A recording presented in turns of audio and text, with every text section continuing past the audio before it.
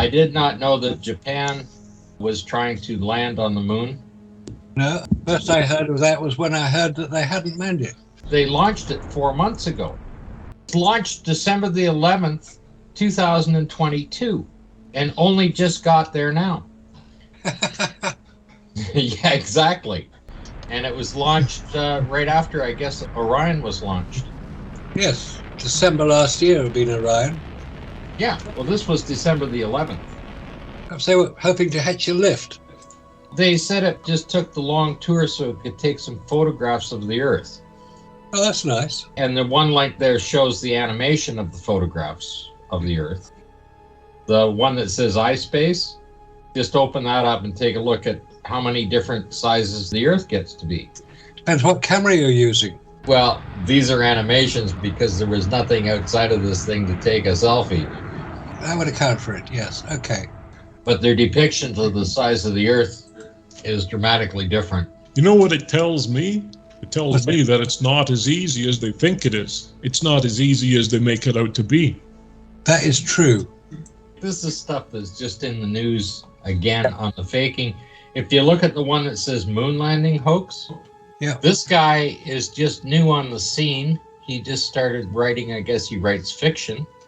I read through it quickly, and basically he did a copy and paste off of Apollo Altimistivo's site or either Phil Plait when he was copying it down, because if he had done any research before he wrote this article, he would have at least had yourself and David Percy in there and a few other people in Bart Zabrell. He didn't have any of that. He just Bill Casing, the waving flag. They fully were protected from radiation because they all were well protected by the materials in those vehicles and in the suit. And that they also went when they were avoiding high periods of radiation. As for the radiation belts, NASA scientists knew about them before the Apollo missions and took steps to minimize the astronauts' exposure. The spacecraft were equipped with shielding materials, I don't know what shielding materials they're talking about, that protected the crew from most of the radiation, and the Apollo missions were timed to avoid periods of high radioactive activity or radiation activity. Every one of those statements is false, because from 69 to 72, we were in a fairly high level of CMEs to start with. And of course, Apollo 16 was within a week of a real severe one. You can't find any documentation on radiation protection for the suits or the craft. And the fact that they knew about the Van Allen belts were there, they knew nothing about them compared to what happened in 2014 with the Van Allen probes discovering the plasma shield and the impenetrable wall that is out there.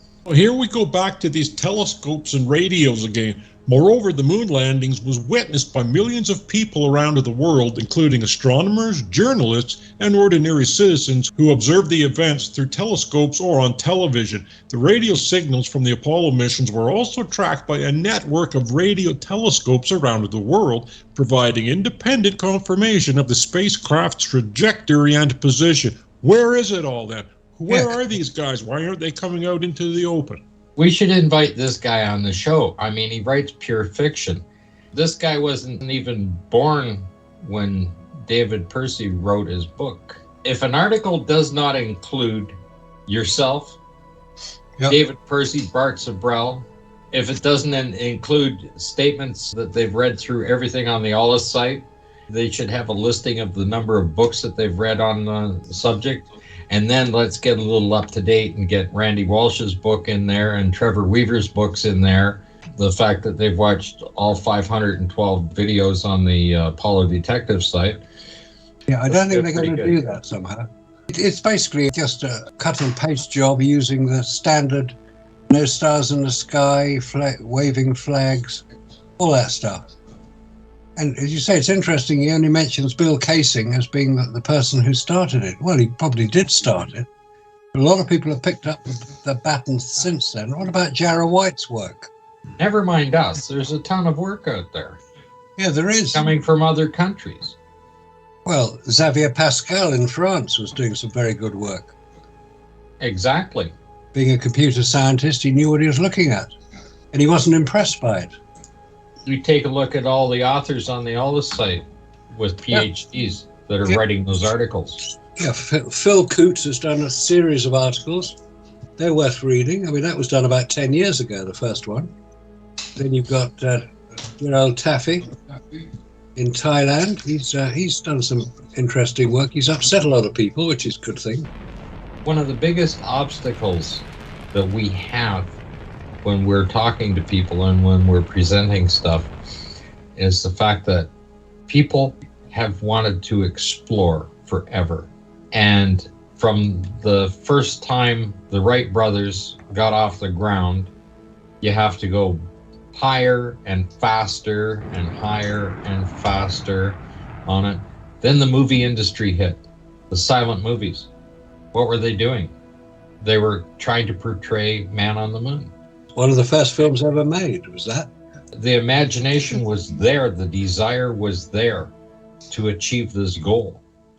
And when it came up at the end of the Second World War, the rocket technology, they thought they had the rockets to do it. And that's why they're still working with the same type of rocket. Then you have the challenge and start of the space race to get to the moon. Well, first it was a space race, and then the president decided that he was going to make it to the moon, right? Yep. Even before that, by 1950, you already had Disney involved in creating those images, creating the desire. Look at the stuff from 1950 on with Woody Woodpecker and stuff like that, right? And then what does NASA do? They must have realized already at that time that they needed to have their own movie production studios to do their own simulations. Which they did. And now they've got 21 production studios, movie production studios. And you can go and look up and see what movies they made. Where are the films that they produced? They're in association with Gravity and a couple other ones, right? The Martian. But there's so much money in those studios. They must be producing something. So what are they producing? Felix and Paul Studios, there's the ISS right there in a nutshell. And they haven't stopped. I mean, that $3.5 billion for a zero-gravity simulator is going to be something else. It could be rented out to Hollywood to produce their latest space travel films. Oh, absolutely. But what is NASA using it for? It's not for training. No, it's to show that they've done it. That's right. And when they get good enough, will we be able to detect it? We can only detect it from the story they build around it. They already have the advantage because the desire is there. Because there are certain aspects of space travel which cannot be duplicated in a studio. The radiation on humans and the vacuum on humans and on equipment. You start putting equipment into a heavy vacuum, a hard vacuum, 10 to the minus 12, that's around the moon, that's a hard vacuum. What effect does that have on the outgassing of metals? Because metals outgas the same way that liquids do. It's just it takes a much harder vacuum to do it. And a little longer for it to happen. Yeah. But any man-made materials always have a very serious problem, because when we're producing them here on Earth, you have atomic oxygen and other things absorbed into the material when it's being made. Even when they use a vacuum to cure the materials, right? It's still present there. You take something like glass, it's off-gassing. My God, what's going to happen to your windows after a while? They disappear. Yeah, and then, I mean, never mind that the radiation isn't going to help. No, that's not going to help. You know, like they're coming right through the windows themselves.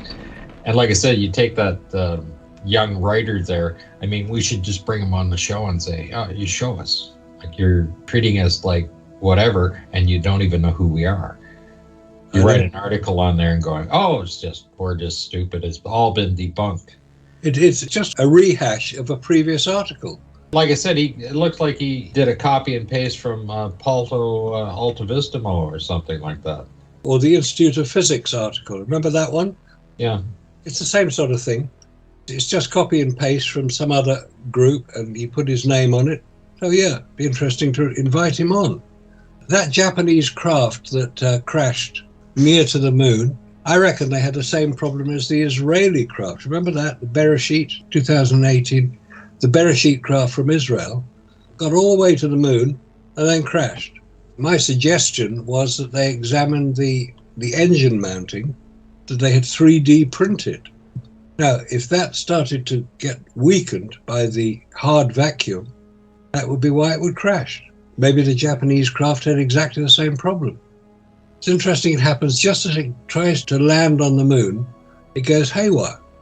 I am in the position, because of all of the lies and the nonsense that they've produced, I don't think anything has gone near the moon when it comes to it. They launch it up into whatever, and whatever happens to it after that.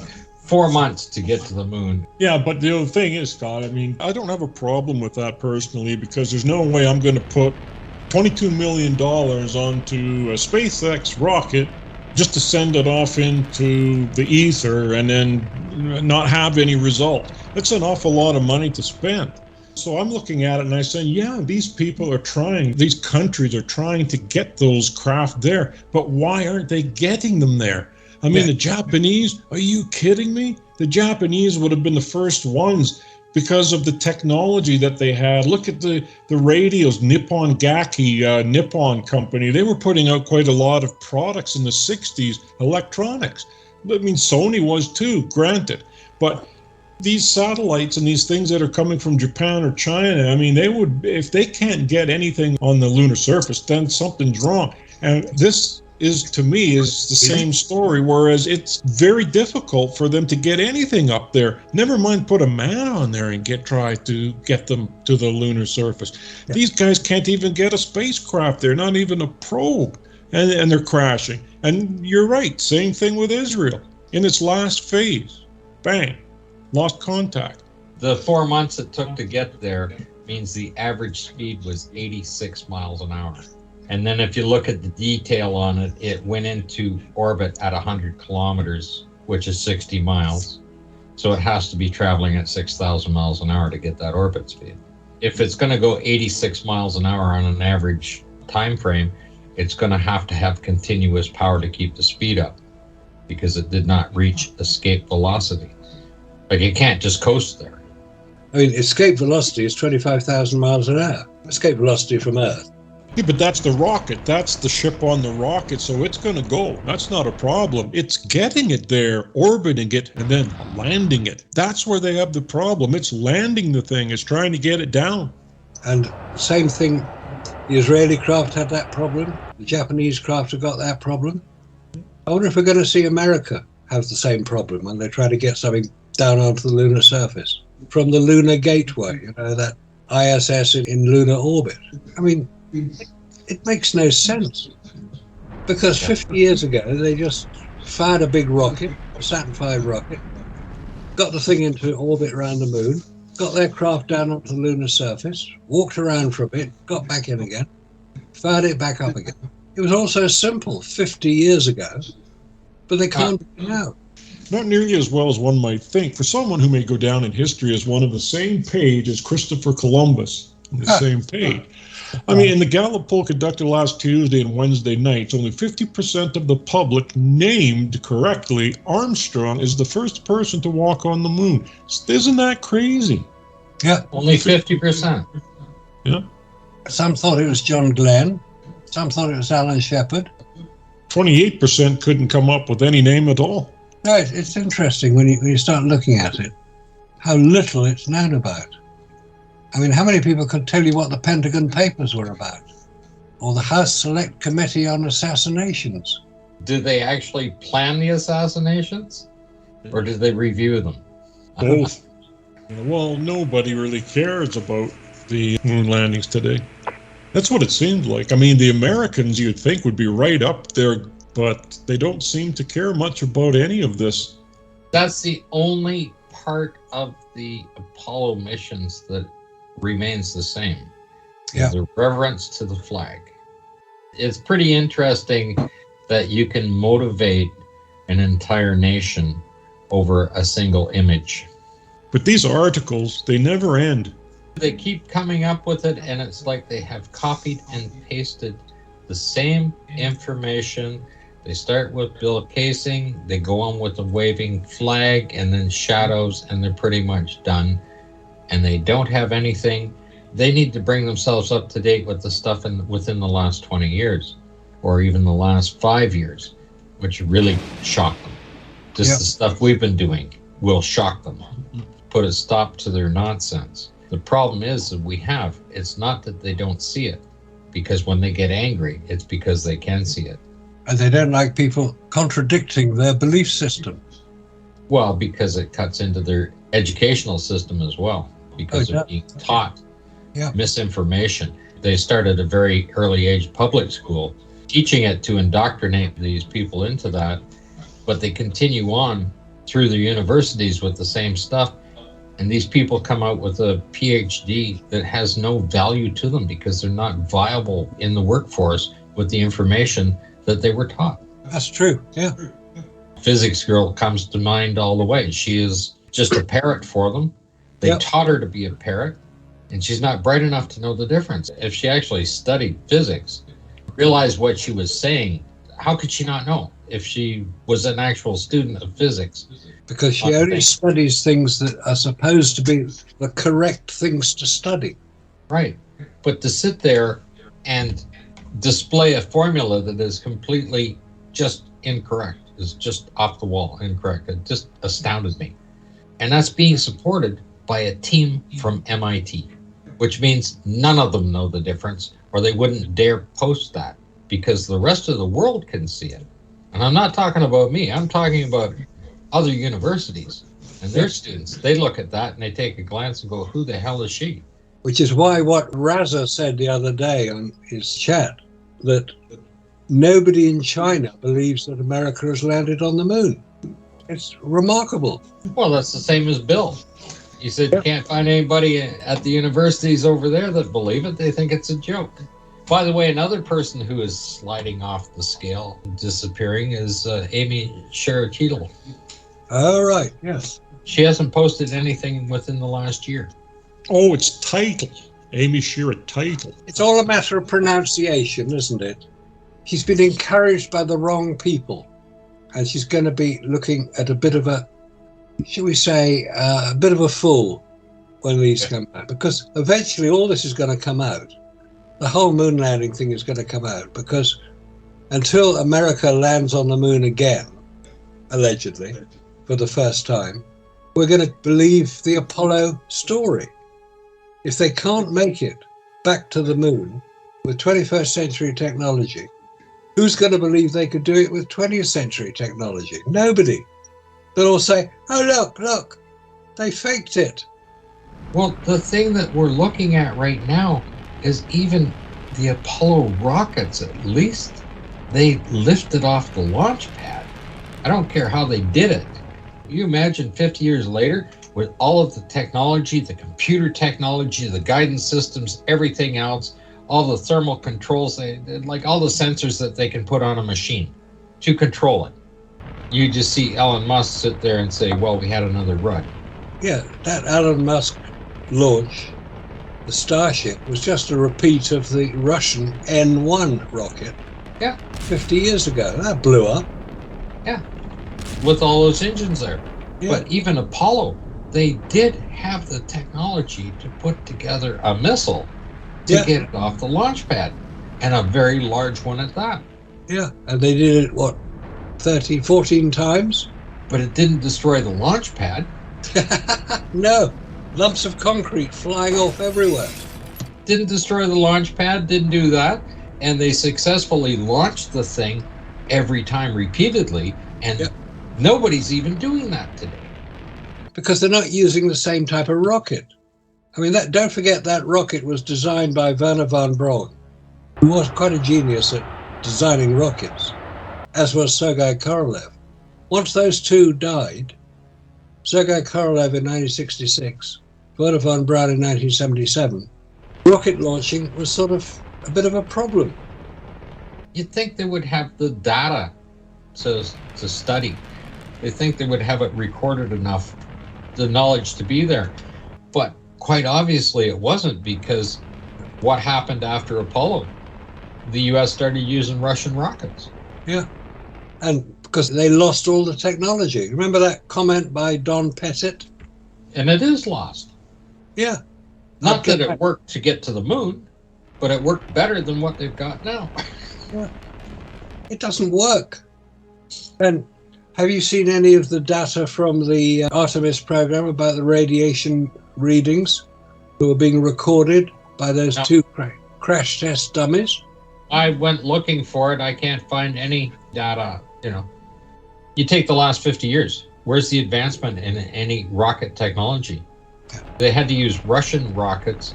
Now Musk is using methane rockets. Instead, they don't seem to work any better.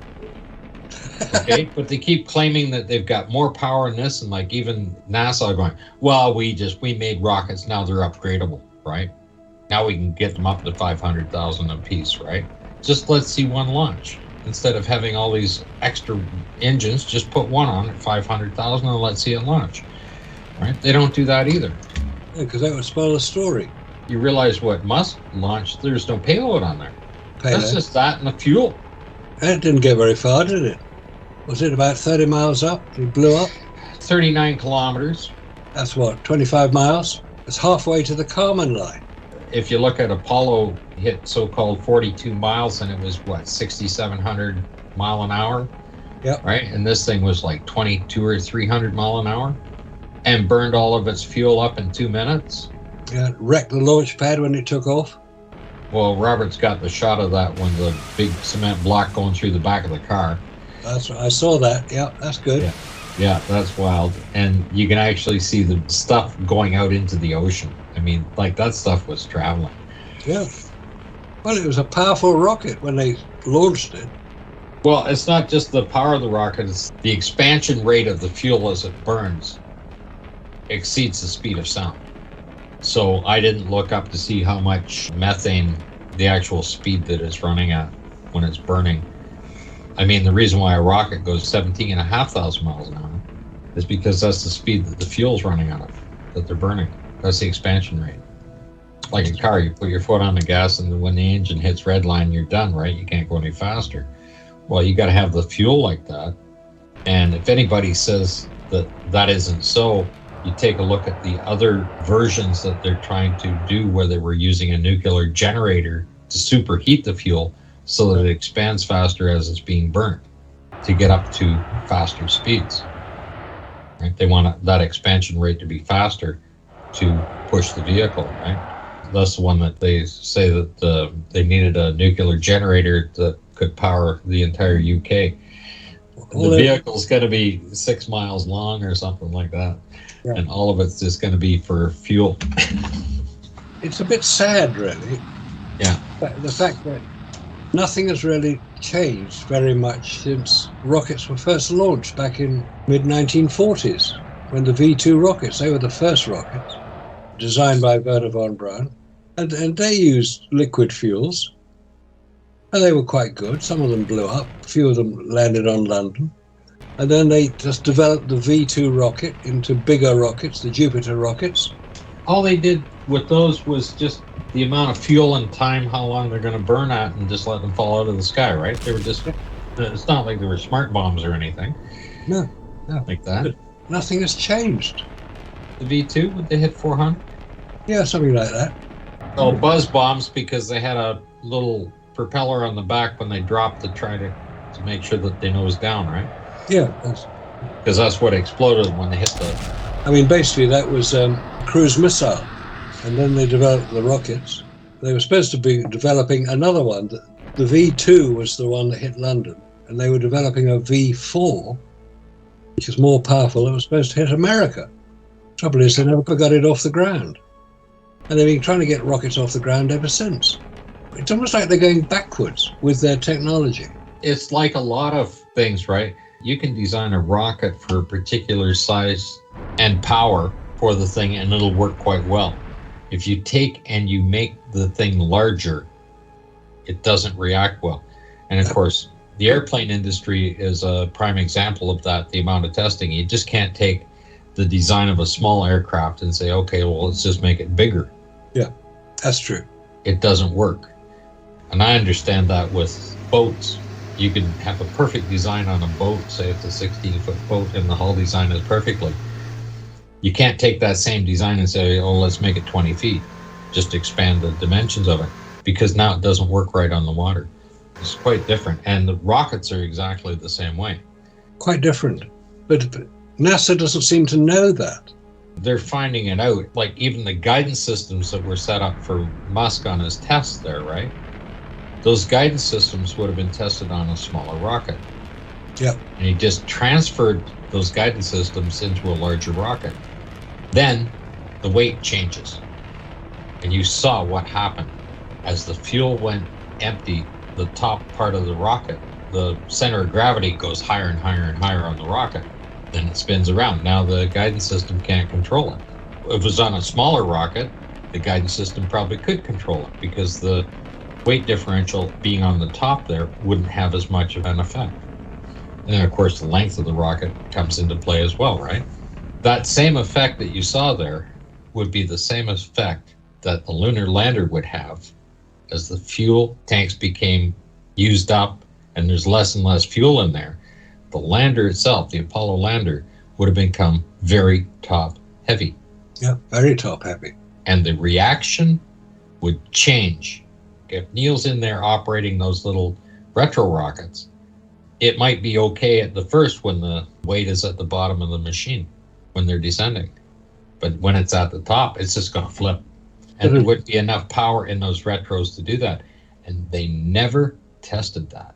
The flying bedstead that goes up was sitting there. The fuel tanks were all even below and nothing above them. He's sitting wide open, sitting in it. First of all, he's sitting in a chair, not standing. The weight distribution of the machine couldn't even control it the way it was. Can you imagine if they put a huge load on top of it and have it flip around like it's going to do the same thing? They never ever tested that. The amount of testing that would take would be unbelievable. And of course, never having flown it before, the likelihood of any of them flying the thing successfully would almost be impossible. And of course, each time they win, it's a different guy flying it. So for him, it's the first time. And nobody ever thought about that. And some of them, you can't even find any training on it. Like you can find the training for Neil did the testing on the flying bedstead, but you don't see the other guys. Yeah, exactly. It's like having a co-pilot on an aircraft who's never flown that aircraft before. Buzz Aldrin. Well, he's the lunar module pilot. Yes, he was supposed to fly the damn thing. And he couldn't. He wasn't trained to fly it. I can't find any documentation on him. There's no video on him flying it. And you don't see anybody else flying the flying bedstead. Just Neil. Don't forget, you've got 60 guys that were being trained. So where's the evidence? They could say there were 60 guys being trained. Well, they got the list of 60. You can read that they were there. They were all part of it, right? And they got the 60 guys all had time to practice with the cameras. Right? They all got Hasselblad cameras and stuff to work with, but you don't see them doing the other training. And you don't see the films that they took with those cameras either. Well, you see more of them doing G-force training and stuff like that. Yeah, that's true. There's more documentation on that kind of thing. And stuff that they did in the water in case they were in the thing, because they had the life rafts and everything else. They're doing that just in swimming pools, right? To inflate the raft and stuff like that. Those 60 guys were doing that kind of stuff. And they had to make at least 60 spacesuits because they were individually made for each person, right? Those they did. But you don't see them on the other equipment. You don't see anything on a simulator because if one of those guys got sick, somebody else has got to take it. So much missing, so much information missing, which you would expect to be there. You know, if you're going to train people to do a particular activity on a spacecraft, you'd expect there to be records of them being trained to do it. Because Al Bean, commander of Apollo 12, he was supposed to be able to fly it, but Pete Conrad couldn't. He'd never been trained. So you don't see any training of either of them. Not in the flying bedstead or anything else. You just don't see it. That's the other thing when you're looking at it. I've got the documents on their training schedule on there, like a calendar with the dates and stuff on it. Yeah. And it names the alternate 3 people, like the backup team are there in the training, because there's 8 or 9 months of the training in there, and you only see the other names added in there for the alternate in a few months. You'll see them named that they went to this seminar, they went to that. They all went for the cameras. They all went for a full dress simulation in their spacesuits to practice in the spacesuits. You don't see them in any of the simulators. Any of the major photographs, you only see a few of the astronauts that claim to have landed on the moon. And that's basically Apollo 11, 12, and 15. Yep. Those are the ones in there. You'll see a little bit on 17 as well, with Cernan and Schmidt. You don't see the rest of them in there. You don't see much on 14 or 16. No. They seem to have disappeared in the woodwork when it comes to that. You can't find as many videos of them or photographs of them training.